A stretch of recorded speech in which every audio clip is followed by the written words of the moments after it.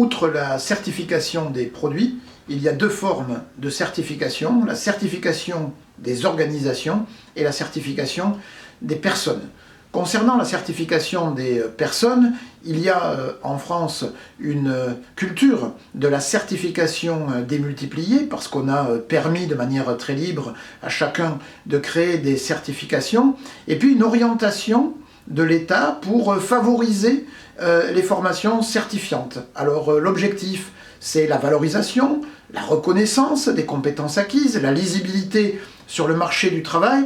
Cette médaille positive a un revers, c'est que la certification peut aussi devenir la condition d'accès à l'activité et devenir un outil, un moyen de contrôle de la compétence. Si les certifications prolifèrent, eh bien ça exclut d'autant plus ceux qui n'en ont pas alors qu'elles sont cumulées par d'autres.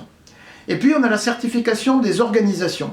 La certification des organisations, elle s'est développée au départ surtout pour des questions de sécurité, dans le domaine des transports, dans le domaine de la santé, dans le domaine alimentaire. Avoir affaire à des professionnels certifiés, mais aussi à des organisations certifiées qui maîtrisent leur process, eh bien c'était garantir aux consommateurs, aux clients qu'ils seraient traités par des professionnels qui font leur travail et des organisations qui maîtrisent parfaitement leur processus d'activité. La certification des organisations, elle a aussi proliféré dans des tas de domaines sur des normes volontaires. Lorsque toutes les organisations dans un secteur sont certifiées et disposent de la même certification, eh bien, il n'y a plus d'éléments de différenciation d'un point de vue commercial. Mettre en avant le fait que je sois certifié si l'intégralité de mes concurrents sont également certifiés n'a plus beaucoup de sens. On le constatera assez rapidement lorsque le marché de la formation sera certifié avec Calliope. L'avantage concurrentiel sera quasiment nul lorsque tout le monde aura la certification.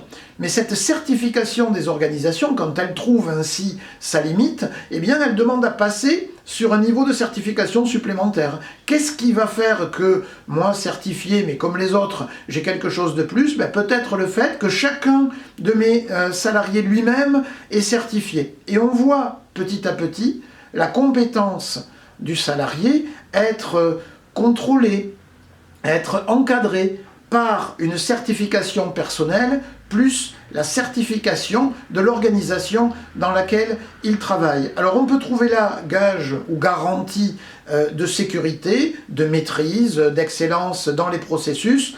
On peut considérer qu'on a aussi là une mise sous contrôle par l'outillage de la certification, de la compétence et des individus.